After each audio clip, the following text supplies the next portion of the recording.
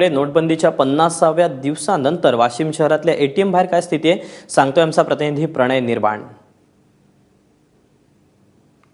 नोटाबंदीचा आज 50वा दिवस आहे। वाशिम जिल्ह्यामध्ये जितके बी एटीएम आणि बँका आहेत त्याच्यामधून लोकांची जी रांगा होती त्याच्यामध्ये खूप मोठ्या प्रमाणात फरक पडलेला आहे। मात्र वाशिम शहरातील जे एटीएम आहे त्या एटीएम मधून अनेक एटीएम असे आहे की जे आजही बंद राहतात आणि वाशिम शहराचा जर आपण विचार केला तर त्याच्यामध्ये जवळपास 15 ते 16 एटीएम आहे।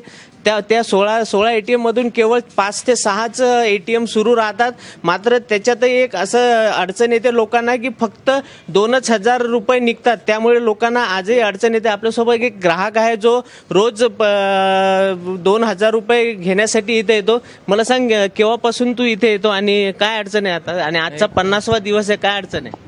काही म्हणजे चेंज मिळत नाही कुठेच। इथे फक्त हे एटीएम 24 तास सेवा देत आहे। 2,000ची नोट इथे निघते फक्त, म्हणजे चिल्लर पैसे नाही येत। पण चांगलं केलं जे काही केलं ते, म्हणजे तुम्ही समर्थन देता? समर्थन आहे।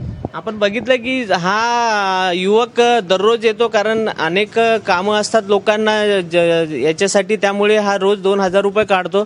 परंतु आजही स्थिती ग्रामीण भागात खूप गंभीर आहे वाशिम जिल्ह्यामध्ये। मात्र शहरात स्थिती आजही आपण पाहू शकता की 2 नाही तर 3च लोक एटीएम मध्ये पैसे काढण्यासाठी येतात, त्यामुळे काही प्रमाणात का ना होईना मात्र गर्दी ओसरली आहे।